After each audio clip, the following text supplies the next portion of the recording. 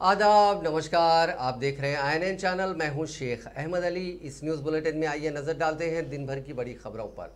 वज़ीर बल्दी नज़्म व नस्क़ KT रामाराव ने ओहदेदारों को हिदायत दी है कि वो पुराने शहर की तेज़ रफ्तार तरक्की के इक़दाम करें। पुराने शहर में जारी तरक्याती कामों में अगर रुकावटें पैदा होती हैं तो उनकी तवज्जो दहानी कराने के लिए भी ओहदेदारों को हिदायत दी। उन्होंने ओहदेदारों को मशवरा दिया कि ज़ेर इल्तिवा कामों को वक्त पर मुकम्मल करने पर तवज्जो दी जाए। वज़ीर तारक रामाराव ने आज पुराने शहर में जारी तरक्याती कामों की पेशरफ्त का एक आला सतही इजलास में जायज़ा लिया। इस इजलास में सदर मजलिस व रुकन पार्लियामेंट हैदराबाद बैरिस्टर असदुद्दीन अवैसी के अलावा महकमे बल्दी नज़्म व नस्क़ के आला ओहदेदारान बशमुल प्रिंसिपल सेक्रेटरी महकमे बल्दी नज़्म व नस्क़ Arvind Kumar, greater Hyderabad municipal corporation के कमिश्नर लोकेश कुमार और दूसरे भी मौजूद थे। इस इजलास में पुराने शहर में फ्लाईओवर्स की तामीर, सड़कों और नालों की तोसी पर तबादला ख्याल किया गया। पुराने शहर में डबल बेडरूम के मकानात के तामीरी काम, ज़खायर आब के तामीरी और बुनियादी सहूलतों की फराहमी जैसे उमूर पर भी तफसीली तबादला ख्याल करते हुए कई अहम फैसले लिए गए। रुयत हिलाल कमेटी हैदराबाद दक्कन रियासत तेलंगाना ने ऐलान किया है कि पीर यानी 9 अगस्त 29 ज़िल-हज को माह मुहर्रम उल हराम का चांद नज़र नहीं आया, इसलिए 11 अगस्त चाशुमे को यकुम मुहर्रम होगी और जुमा 20 अगस्त को आशुरा होगा। शहर हैदराबाद में सड़क हादसात की रोकथाम के लिए पुलिस की जानिब से तमाम इक़दाम किए जा रहे हैं, ताहम उसके कम नताइज सामने आ रहे हैं। तेज़ रफ्तार गाड़ियों के चलाने, हालत नशा में गाड़ियों के चलाने के सबब ज़्यादातर हादसात पेश आ रहे हैं। सैबराबाद ट्रैफिक पुलिस हालत नशा में गाड़ियों के चलाने वाले अफराद के खिलाफ कार्रवाई कर रही है, क्योंकि ऐसे गाड़ी सवारों की वजह से हादसात पेश आ रहे हैं। ऐसे लापरवाही से गाड़ियों के चलाते हुए मौत का सबब बनने वालों के खिलाफ गैर इरादी कत्ल का मामला दर्ज किया जा रहा है। DCP सैबराबाद ट्रैफिक विजय कुमार ने कहा कि हादसात की वजह से किसी की मौत का सबब बनने पर गैर इरादी कत्ल का मामला दर्ज किया जा रहा है। ऐसे मामलात में अदालत की जानिब से 10 साल तक सज़ा की गुंजाइश है। सैबराबाद कमिश्नरेट के हुदूद में जारिया साल जुलाई तक ऐसे 111 मामला दर्ज किए गए। गुज़िश्ता साल रियासत भर में 16,866 हादसात पेश आए, जिनमें 5,821 अफराद की मौत हुई। हादसात की अहम वजह तेज़ रफ्तारी, हालत नशा में गाड़ी का चलाना और ट्रैफिक कवायद की खिलाफ वर्जी करना है। गाड़ी सवारों के रवैये में तब्दीली लाने के लिए ताज़ीरात हिंद की दफ़ा 304 पार्ट 2, जिसमें गैर इरादी कत्ल के तहत मामला दर्ज किया जा रहा है। हादसात की रोकथाम के लिए पुलिस की जानिब से बेदारी पैदा करने के साथ साथ सख्त क़वानीन के तहत मामला दर्ज किए जा रहे हैं। सैबराबाद पुलिस कमिश्नरेट के हुदूद में हर दिन 30 ता 40 मकामात और हफ्ते के अख्ताम पर 75 मकामात पर हालत नशा में गाड़ी चलाने वाले अफराद के खिलाफ पुलिस की जानिब से मुहिम चलाई जा रही है।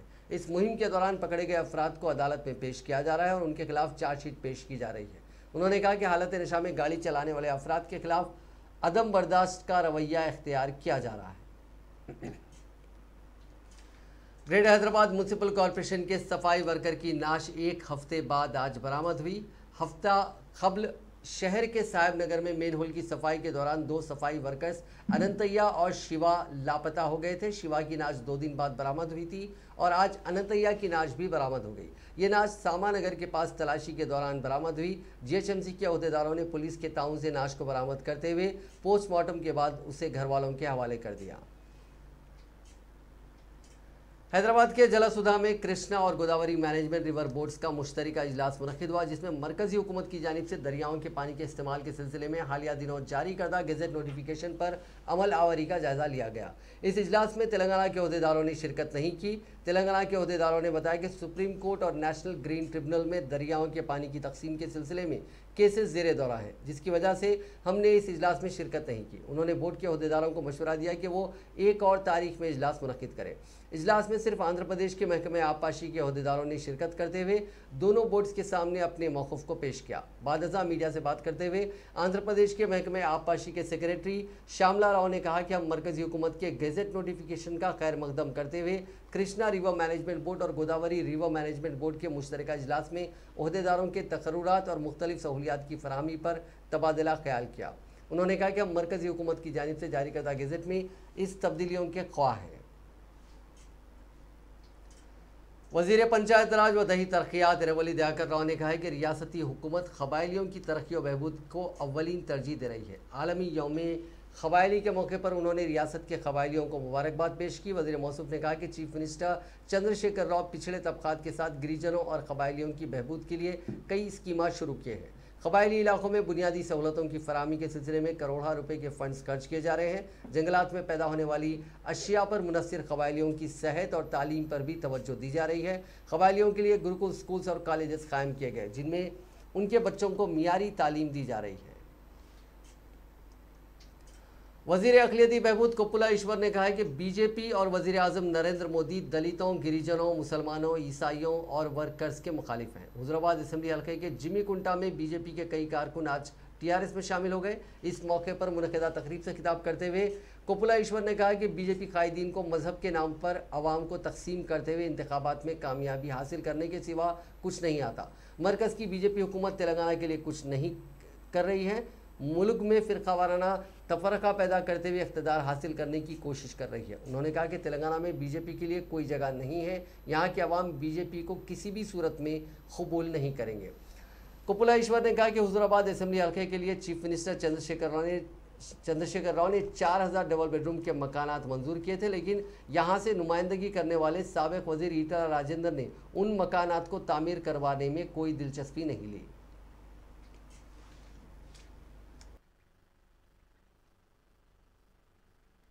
మేలు చేసేటువంటి ఉన్నదంటే లేకపోగా తీవ్రమైనటువంటి విమర్శలు ఉన్నటువంటి అవకాశాలను తీసేసేటువంటి ప్రయత్నం ఇప్పటికే ప్రభుత్వ రంగ సంస్థలన్నీ కంపెనీలన్నీ మూతపడేస్తున్నారు, లేదంటే అమ్మేస్తున్నారు। రైతులకు సంబంధించినటువంటి మరి కొనుగోలు కేంద్రాలను ఎత్తేయమని చెప్పిండ్రు। మరి రైతులకు సంబంధించినటువంటి కరెంటు మీటర్లు పెట్టుకునేటువంటి నిర్ణయం తీసుకున్నారు। మీరు ఏ నిర్ణయం తీసుకున్నా ప్రజలకు గొడ్డలి పెట్టు లాంటిదే తప్ప ప్రజలకు మేలు చేసేటువంటి ఏ కార్యక్రమం తీసుకోలేదు। ఇలా డీజిల్ ధరలు కావచ్చు, పెట్రోల్ ధరలు కావచ్చు, గ్యాస్ ధర కావచ్చు, నిత్యావసర వస్తువుల ధరలు కావచ్చు, ప్రజల నడ్డి విరిసే ప్రోగ్రామే తప్ప ప్రజలను ఆదుకునేటువంటి, ప్రజలకు మేలు చేసేటువంటి కార్యక్రమాలు మీరు ఏం చేయలేదు। మాటలు చెప్తారు, లేదంటే ఈ దేశాన్ని విచ్ఛిన్నం చేయాలని చూస్తారు। ఈరోజు ముస్లింల పేరిట, క్రైస్తవుల పేరిట, లేదంటే దళిత వర్గాల పేరిట ఈ రాష్ట్ర దేశాన్ని విచ్ఛిన్నం చేసేటువంటి విచ్ఛిన్నకర శక్తుల్లాగా మీ ప్రభుత్వం నడుస్తుంది తప్ప దేశాన్ని ఉద్ధరించడం కోసం కాదు। కాబట్టి మీరు చేసేటువంటి దుర్మార్గమైన ప్రచారాన్ని तेलंगाना पीसीसी सदर की हैसियत से मुंतखब होने के बाद पहली बार रेवंत रेड्डी ने ज़िले आदिलाबाद के इंदिरावैली में कांग्रेस पार्टी की जानिब से मुनक्किदा दलित कबायलियों के दंडोरा सभा में शिरकत करते हुए खिताब किया। उन्होंने कहा कि चीफ मिनिस्टर चंद्रशेखर राव को सिर्फ ज़मनी इंतखाबात में ही दलित और कबायली याद आते हैं। उसकी ज़िंदा मिसाल हुज़ुराबाद का ज़मनी इंतखाब है। चंद्रशेखर राव अपने वादों की तकमील में नाकाम हो चुके हैं। दलित को चीफ मिनिस्टर बनाने और मुसलमानों को 12% तहफ़्फ़ुज़ात देने में भी नाकाम हो चुके हैं। चीफ मिनिस्टर ने कबायलियों को आज तक कुछ नहीं दिया। कांग्रेस पार्टी ही एक वाहिद पार्टी है जो तालीम, सेहत, इंदिरमा मकानात व दीगर कई फलाही स्कीमात रुबे अमल लाई है। उन्होंने कहा कि वो तेलंगाना प्रदेश कांग्रेस के सदर की हैसियत से अवाम की हर खिदमत के लिए तैयार है। कांग्रेस पार्टी कायदीन की पार्टी नहीं बल्कि कारकुनों की पार्टी है। उन्होंने कहा कि आइंदा 20 महीनों में इख्तिदार में आने वाली पार्टी कांग्रेस है। फिर से इंदिरम्मा राज्यम आएगा और अवाम को उनका हक ज़रूर मिलेगा। उन्होंने कहा कि कांग्रेस पार्टी की ही बदौलत रियासत तेलंगाना हासिल हुआ और कांग्रेस के इख्तिदार में ही तेलंगाना की तरक्की मुमकिन है। चीफ मिनिस्टर अपने ख़ानदान की तरक्की, बेटी को एमपी और एमएलसी, बेटे को और भांजे को वज़ीर बनाने के अलावा कुछ नहीं किया। उन्होंने कहा कि कांग्रेस को रियासत तेलंगाना में मज़ीद मुस्तहकम करने और आवाम की खिदमत करने का आज़म किया। इस मौके पर भट्टी विक्रमार्का, रुकने असम्बली सीतक का, रुकने काउंसिल टी जीवन रेड्डी, साबिक़ वज़ीर मोहम्मद अली शब्बीर, साबिक़ डीसीसी सदर महेंद्र रेड्डी, आदिलाबाद डीसीसी सदर साजिद खान और दीगर कायदीन ने भी खिताब किया।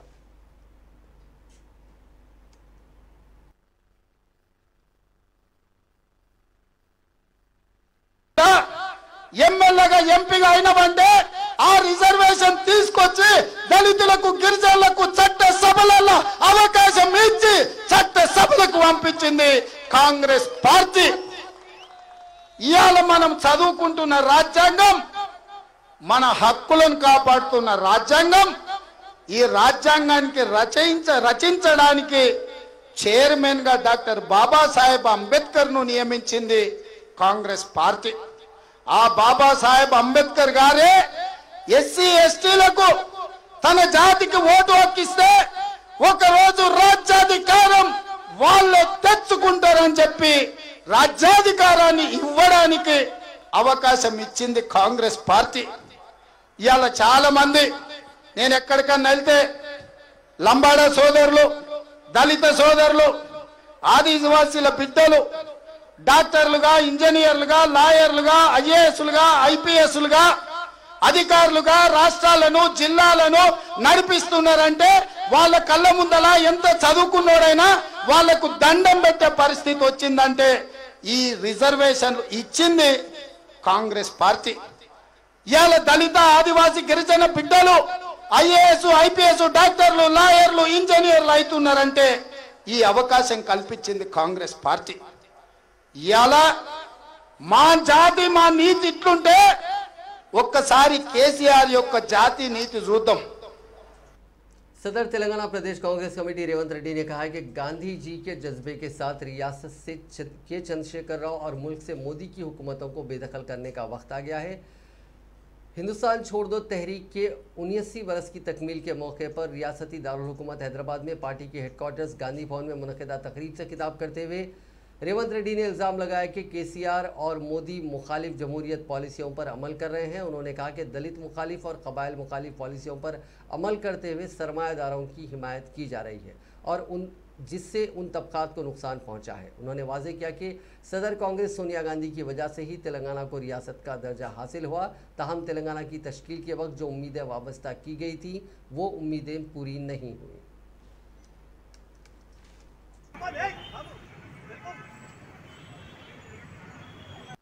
ఈ దేశం యొక్క జీడీపీని పెంచుతామని దేశ ప్రజలందరూ అనుకున్నారు. ముఖ్యంగా యువత ఆశించింది దేశ జీడీపీ పెంచుతా అంటే దేశంలో ఉన్న పేదల యొక్క ఆర్థిక స్థితిగతులు మెరుగుపడితే దేశంలో అభివృద్ధి పదం వైపు నడిపించే విధానాలు వస్తాయని. కానీ నరేంద్ర మోడీ గారు అన్నాడు నర్మగర్భంగా జీడీపీ పెంచుతా అంటే మనం ఒకటి అనుకున్నాం, నరేంద్ర మోడీ గారు ఇంకొకటి అనుకున్నారు. నరేంద్ర మోడీ గారి విధానంలో జీడీపీ పెంచడం అంటే జీడీపీలో జీ అంటే గ్యాస్, డి అంటే డీజిల్, పి అంటే పెట్రోల్. డీజిల్, గ్యాస్, పెట్రోల్ ధరలు పెంచి పేదవాడి నడ్డి విరిసి పేదవాడి దేశంలో బతకలేని పరిస్థితులు, నిత్యావసర వస్తువుల ధరలు ఆకాశాన్ని అంటే విధంగా ఇవాళ నరేంద్ర మోడీ గారు ఈ దేశంలో పరిపాలన. सदर हैदराबाद यूथ कांग्रेस एम रोहित ने मरकजी हुकूमत पर इल्ज़ाम आयद किया कि वो सोशल मीडिया प्लेटफॉर्म ट्विटर पर दबाव बनाते हुए राहुल गांधी के ट्विटर अकाउंट को ब्लॉक किया। अगर ये फिलफौर शुरू नहीं किया गया तो यूथ कांग्रेस बड़े पैमाने पर एहतजाज मुनज़्ज़म करेगी। राहुल गांधी के ट्विटर अकाउंट को बंद करने का मतलब मुल्क के 130 करोड़ आवाम की आवाज़ को दबाना है।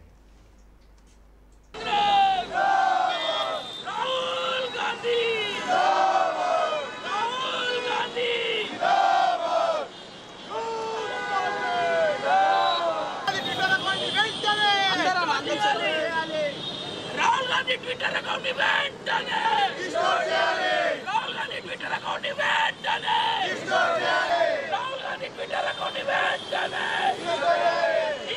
दొంగల రాజ్యం దోపిడీ రాజ్యం 420 60 120 420 रोहित है। मैं हैदराबाद यूथ कांग्रेस का सदर हूं।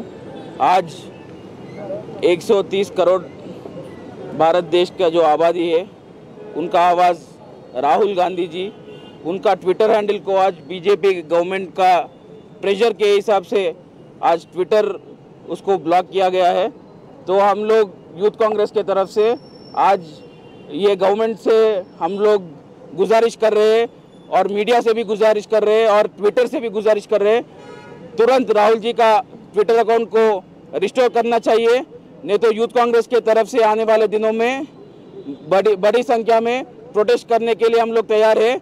और ऐसे ही राहुल गांधी जी का अकाउंट को अगर ब्लॉक करेंगे तो जो आवाम का आवाज़ सुनाने वाला है उनको देश में प्रजास्वाम्य को खूनी कर रहे हैं। तो इसके खिलाफ यूथ कांग्रेस काम करेगी और राहुल गांधी जी का ट्विटर अकाउंट को तुरंत रिस्टोर करना चाहिए, नहीं तो प्रोटेस्ट और बड़े पैमाने में होंगे बोल के हम लोग। मरकजी वज़ीर सेहत व सीनियर बीजेपी लीडर जी किशन रेड्डी तेलंगाना में यात्रा करेंगे, जिसके लिए तैयारियां की जा रही हैं। हैदराबाद से ताल्लुक़ रखने वाले किशन रेड्डी को ममलिकती वज़ीर दाखिला से दर्जा बढ़ाकर मरकजी वज़ीर सियाहत बनाया गया है। वो मरकजी वज़ीर सियाहत बनाए जाने के बाद पहली मरतबा ये यात्रा करने वाले हैं। इस यात्रा को प्रजा आशीर्वाद यात्रा का नाम दिया गया है। उन्होंने गुज़िश्ता माह की 7 तारीख को इस नए ओहदे का हलफ लिया था। वो अपनी इस यात्रा के ज़रिए अवाम के करीब तर होना चाहते हैं। मरकज़ी वज़ीर इस माह की 16 तारीख को कौमी दारुल हुकूमत नई दिल्ली से आंध्र प्रदेश पहुँचेंगे, जहाँ वो तिरुमला मंदिर में पूजा करेंगे। बाद अज़ां किशन रेड्डी तेलंगाना के ज़िले खम्मम में इजलास मुनक़िद करेंगे। वो 17 अगस्त को महबूबाबाद, नरसमपेट, मल्लमपल्ली और मुलुग में भी इजलास मुनक़िद करेंगे।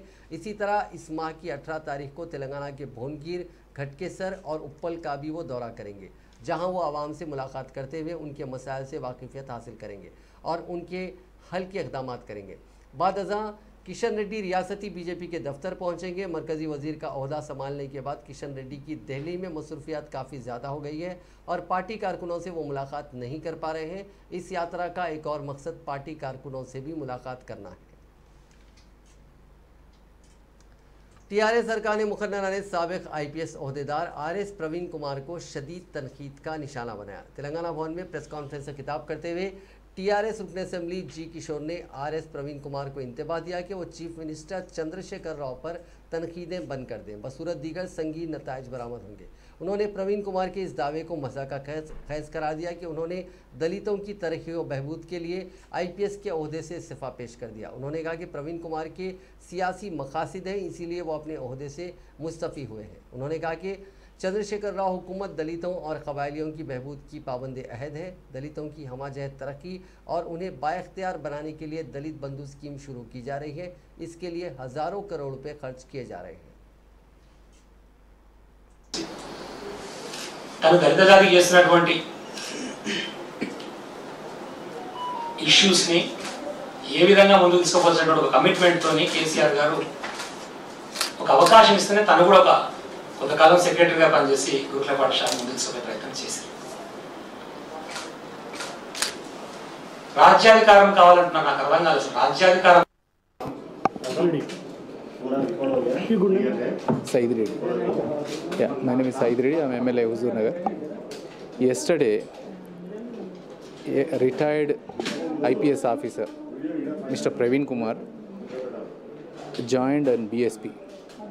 We welcomed his joining because everybody has a right to join in a party or right to serve people. But when he conducted a meeting, the way he speak about the chief minister, we really condemned his statements, because there is no chief minister in this country did the development like how our KCR did it, how our chief minister did it. Because we have so many programs, like for the farmers there is a Raitu Bandhu, and for poor girls Kalyana Lakshmi, Shadi Mubarak. There is so many programs done by Mr. Chief Minister KCR Garu. And he also done, like recently Praveen Kumar worked in our social welfare system. He was a secretary for 7 years and he worked under our chief minister, and he gave full autonomous. Telangana के साबिक deputy chief minister और TRS MLA T Rajaiah ने उनके social media और दीगर अखबारात पर फैलाई जा रही खबरों की सख्त अल्फाज में तरदीद की और इस पर रद्द-ए-अमल जाहिर करते हुए बताया कि उन्होंने लोटस पॉन्ड में वाईएसआर तेलंगाना पार्टी की सदर वाईएस शर्मिला के शोहर के भाई अनिल कुमार से उनकी मुलाकात की जो खबरें फैलाई जा रही हैं वो झूठी हैं। उन्होंने वाजे किया कि वो लोटस पॉन्ड नहीं गए थे और ना ही अनिल से मुलाकात की थी। उन्होंने कहा कि वो अपने हलके में मुख्तलिफ तरक्याती कामों में मसरूफ़ थे। उन्होंने कहा कि उनके खिलाफ झूठा प्रोपेगेंडा किया जा रहा है और उनसे ज़ाती मुखासमत को सियासत से जोड़ना गलत है। उन्होंने कहा कि इस तरह की झूठी अफवाहें फैलाने वालों के खिलाफ वो कानूनी कार्रवाई करेंगे। ఒక్కొక్కరితో మాట్లాడడం కాకుండా ప్రెస్ మీట్ మా official office Telangana Bhavan TRS party office లోనే ఈ కార్యక్రమం పెట్టాలని ఈరోజు ప్రెస్ మీట్ పెట్టి చేయడం జరిగింది. సో ముందుగా ఆ ఫాల్స్ న్యూస్ను ఖండిస్తూ మొదటి నుండి వైఎస్ రాజశేఖర రెడ్డి గారికి నేను చాలా దగ్గరగా పనిచేయడం వల్ల నాకు 3 సార్లు కాంగ్రెస్లో బీఫామ్ ఇచ్చి అక్కడ గెలిచాను. జగన్ కూడా నాకు దగ్గరగా ఉండా. సో ఆ క్రమంలో తెలంగాణ కావాలా, వైఎస్ఆర్ కావాలంటే తెలంగాణ కావాలని, జగన్ కావాలా, తెలంగాణ కావాలంటే తెలంగాణ కావాలని అధికార కాంగ్రెస్ పార్టీ ఎమ్మెల్యే పదవికి రాజీనామా చేసి తెలంగాణ జెండా పట్టుకొని తెలంగాణ రాజన్నగా టీ అంటే తాటికొండ, ఆర్ అంటే రాజయ్య, ఎస్ అంటే స్టేషన్ అనుకో టీఆర్ఎస్ని నా ఇంటి పేరుగా మార్చుకొని యావత్ తెలంగాణ మొత్తం తిరిగి గెలిచిన తర్వాత ఉప ముఖ్యమంత్రి స్థాయికి ఎదిగానంటే అది ముఖ్యమంత్రి గారు కేసీఆర్ గారి ఆశీర్వాదం. టీఆర్ఎస్ పార్టీ వల్ల మాత్రమే నేను ఉప ముఖ్యమంత్రి కాగలిగినాను. 3 సార్లు ఎమ్మెల్యేగా టీఆర్ఎస్ పార్టీలో గెలిచాను. మొదట్లో ఒకసారి కాంగ్రెస్లో గెలిచాను. సో రాజకీయాల్లో నియోజకవర్గ స్థాయి గుర్తింపు కాంగ్రెస్ అయితే రాష్ట్ర స్థాయి గుర్తింపు టీఆర్ఎస్ పార్టీ వాళ్ళు వచ్చింది. निसाब की तकमील ना होने के बावजूद इम्तिहानात मुनक्किद करने के फैसले पर तेलंगाना की सतवाहाना यूनिवर्सिटी के तलबा की तंजीमों ने एहतजाज किया। ज़िले करीमनगर के जिमी कुंटा के रेलवे ओवर ब्रिज पर तलबा ने धरना दिया, जिसके नतीजे में ट्रैफिक में रुकावट पैदा हो गई। पुलिस ने धरना देने वाले तलबा को समझाकर हटाने की कोशिश की, जिसमें नाकामी पर पुलिस ने उनको हिरासत में ले लिया। तलबा ने प्ले कार्ड्स थाम कर धरना दिया। उन प्ले कार्ड्स पर लिखा गया था कि क्लासेस मुनक्किद किए बगैर इम्तिहानात मुनक्किद करना इंसाफ नहीं है। तलबा ने इस मौके पर बरहमी का इजहार करते हुए कहा कि जब निसाबी मुकम्मिल नहीं हुआ तो फिर इम्तिहानात कैसे मुनक्किद किए जा सकते हैं। उन्होंने मुतालबा किया कि फौरी इम्तिहानी शेड्यूल को मनसूख किया जाए। तलबा ने वाइस चांसलर के खिलाफ नारे भी लगाए। तलबा और पुलिस में बहस और तकरार हो गई। तलबा को पुलिस ने हिरासत में लेकर पुलिस स्टेशन मुंतकिल कर दिया।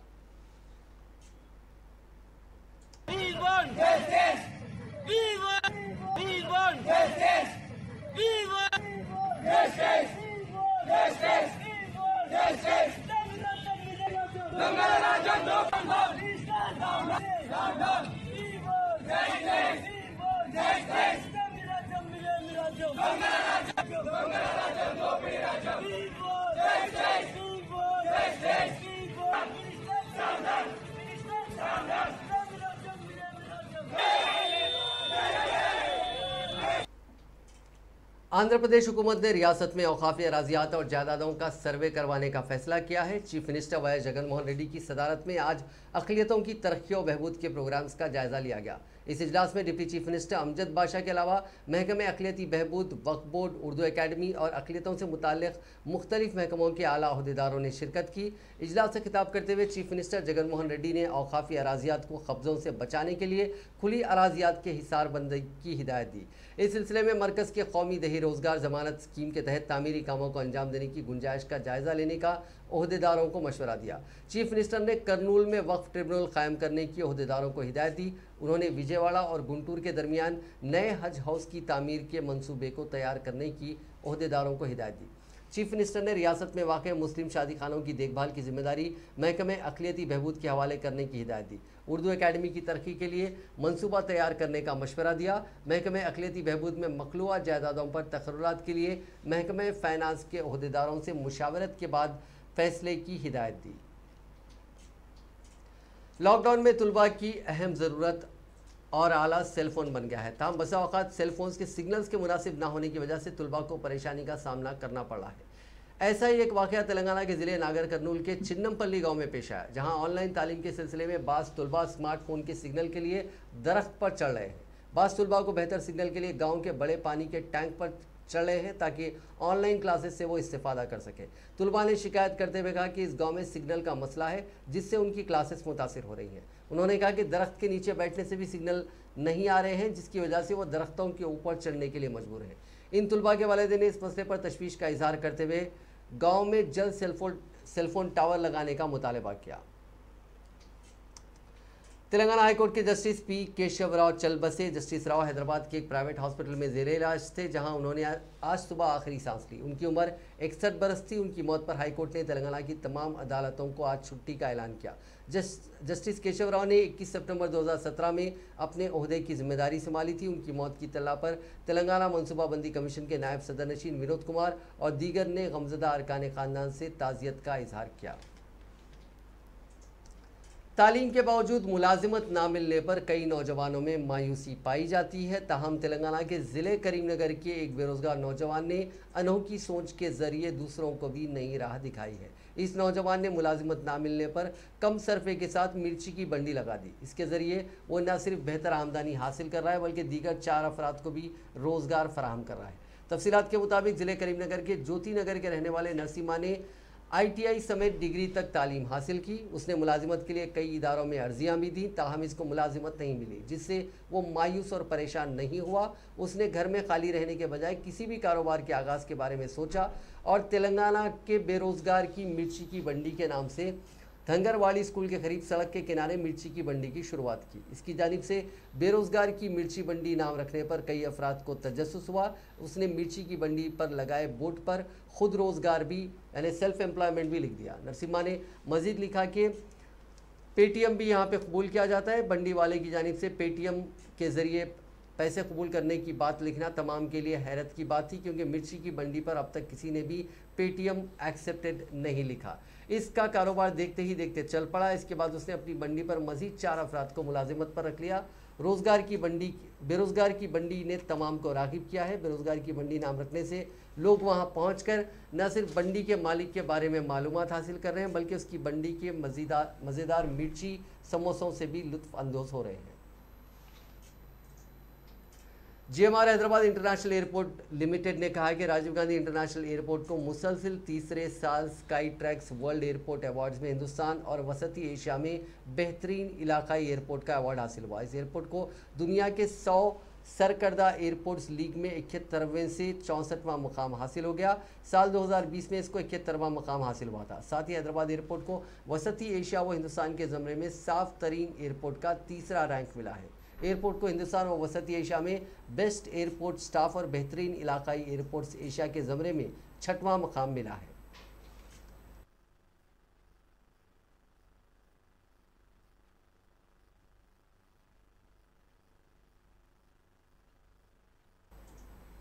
पेदापल्ली जिले के खानापुर गांव में एक नौजवान लड़की की मुश्तबा हालत में शदीद जख्मी हो गई। लड़की के सर पर किसी ने लकड़ी से जोरदार हमला कर दिया, जिसके नतीजे में लड़की का सर शदीद जख्मी हो गया, जिसको इलाज के लिए करीमनगर मुंतकिल कर दिया गया। बताया जाता है कि लड़की के वालिद के हमले में ये लड़की जख्मी हो गई। लड़की का पड़ोसी सतीश उसके साथ गलत हरकत कर रहा था। सतीश की हरकत को महसूस करते हुए लड़की के बाप ने लकड़ी से सतीश पर हमला कर दिया। ताहम सतीश इस हमले में बच गया और लकड़ी का ज़बरदस्त माल लड़की के सर पर लग गया। हैदराबाद के नवाही इलाके उपल में पेश आए सड़क हादसे में बीटेक का तालिब इल्म हलाक हो गया। यह हादसा इतवार की शब पेश आया। लापरवाही और तेज़ रफ्तारी के साथ गाड़ी चलाने के नतीजे में यह हादसा पेश आया। तफसीलात के मुताबिक कल शब एक बाइक सवार जिसकी शिनाख्त रेवंत के तौर पर की गई है, उसने गाड़ी का तवाज़ुन खो दिया, जिसके नतीजे में यह बाइक डिवाइडर से टकरा गई। हादसा इतना शदीद था कि यह नौजवान मौके पर ही हलाक हो गया। रियासत तेलंगाना के ज़िले कामारेड्डी में पेश आए सड़क हादसे में एक शख्स और एक खातून जख्मी हो गए। पता चला कि खातून ने लिफ्ट ली थी, वो भी हादसे का शिकार हो गई। यह हादसा माचारेड्डी मंडल के पालोंचा में इतवार की शाम में पेश आया। रामू नामी शख्स मोटरसाइकिल पर जा रहा था कि रास्ते में लक्ष्मी राव पल्ली के पास एक खातून ने उससे लिफ्ट पूछी। मोटरसाइकिल सवार ने उसे गाड़ी पर बिठा लिया। इस दौरान रास्ते में तेज़ रफ्तार कार ने उनको टक्कर दे दी, जिसके नतीजे में वो दोनों जख्मी हो गए। उन्हें इलाज के लिए हॉस्पिटल मुंतकिल कर दिया गया। हादसे का मंजर CCTV फुटेज में कैद हो गया। तेलंगाना के ज़िले सूर्यापेट में पेश आए सड़क हादसे में 8 अफराद जख्मी हो गए। यह हादसा पीर की सुबह उस वक्त पेश आया जब सूर्यापेट बस स्टैंड के करीब सत्तोपल्ली डिपो से ताल्लुक़ रखने वाली RTC बस के ड्राइवर ने तवाज़ुन खो दिया और ये बस बोरवेल से टकरा गई। इस हादसे में 8 अफराद जख्मी हो गए। हादसे के नतीजे में बस के शीशे टूट गए और उसके सामने के हिस्से को नुकसान पहुंचा। RTC बस के ड्राइवर की लापरवाही के नतीजे में यह हादसा पेश आया। जख्मियों को इलाज के लिए सूर्यापेट के जनरल हॉस्पिटल मुंतकिल किया गया।